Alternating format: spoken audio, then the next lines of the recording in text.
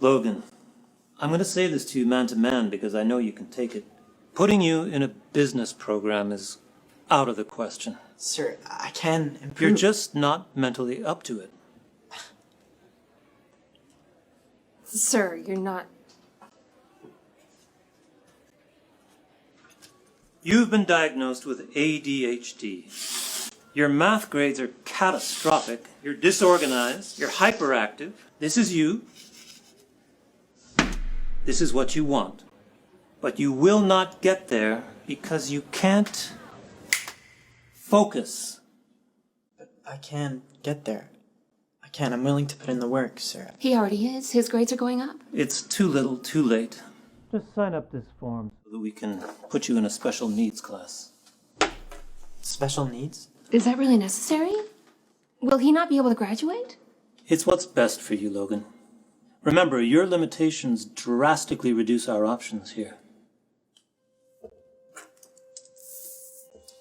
Mom. It's what's best for you.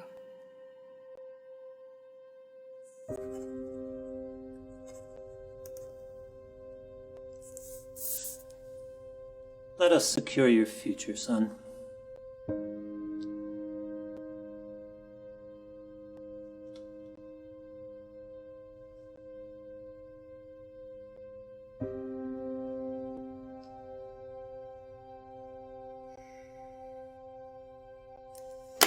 What are you doing? Please. Excuse me, everybody. Don't mean to interrupt. Sir? I'm speaking to the classroom tomorrow, and I was told to drop my instruments here. Your music instruments? Yes. Sure, just do it quick. Okay, boys, bring them in. Young man, could you give them a hand? What happened to you? It was a kind of pill that was never meant to be given to pregnant women. Thalidomide?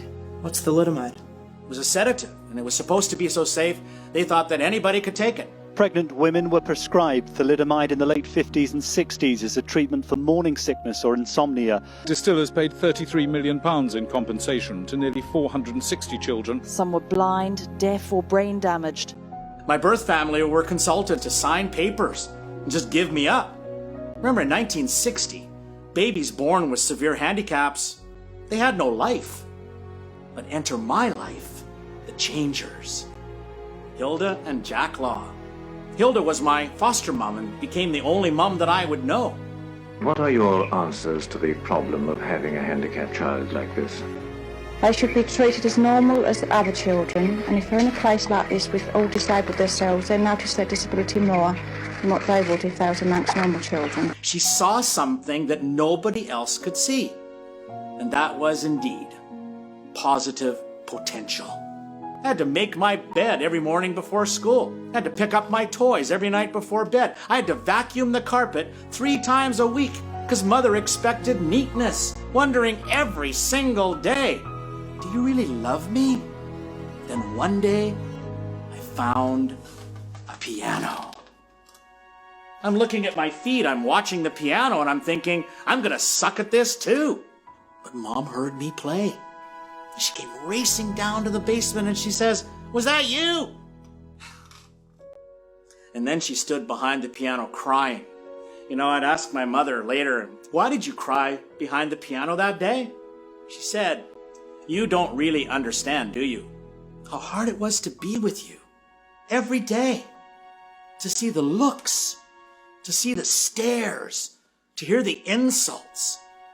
But more than anything, the hardest part, Alvin, was to push you beyond belief. It was within every illogical thought in my brain to do that to you, to not force you, to not challenge you. People thought I was cruel to you. Do you have any idea what that felt like?" That's why I cried. You play the piano?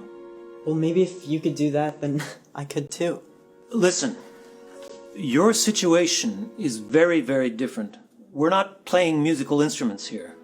If you don't sign that form, I'm going to have to recommend that you be expelled from the school. We cannot have you lower our performance scores just because you're in the wrong program.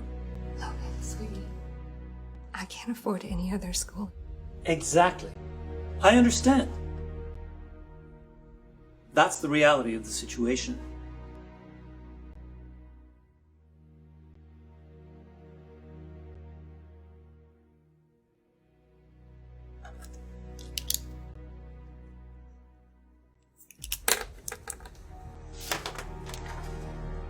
Fantastic.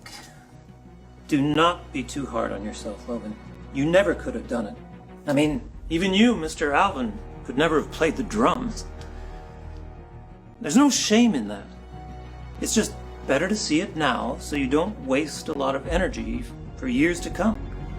Life does not change in one day, in 1 week, in 1 year. It takes step after step after step after step.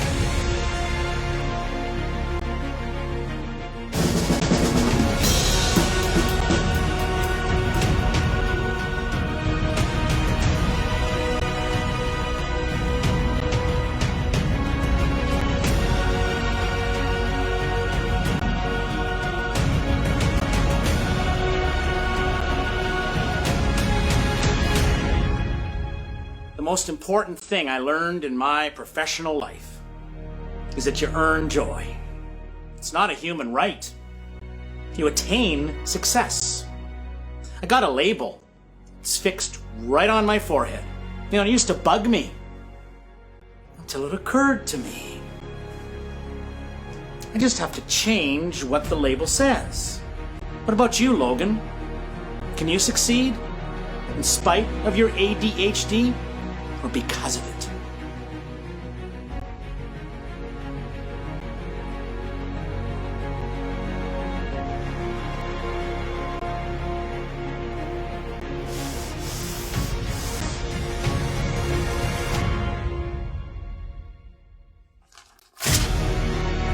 What do you think you're doing?